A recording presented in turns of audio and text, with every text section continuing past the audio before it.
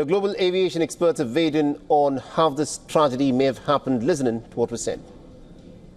We look firstly, naturally, at the runway. What was the course of action of the aircraft? Were there any obstructions on the runway? Were there any environmental conditions? You then look at the aircraft as well in terms of what was the position of the landing gear and the takeoff gear? What was the position of the flaps? Were there any issues in terms of the normal protocols for departure? You then as well look at the air traffic recordings in terms of the flight movement. You look at the recordings that were taking place in the cockpit. You look into all of these elements, and as well, naturally, you look at the scene where the actual incident took place. We know it was a medical hostel. We know that there are people involved. We know it was a community that ultimately was struck. The entire scene of the investigation needs to be looked at very carefully.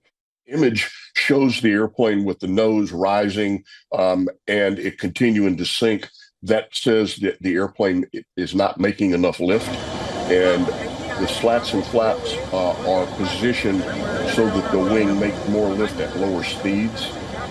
And it's hard to tell, but from looking at the aircraft from behind, it doesn't look like that the trailing edge flaps are in the position I would have expected them to be, but I'm very cautious that the image quality is not good enough to make that a conclusion.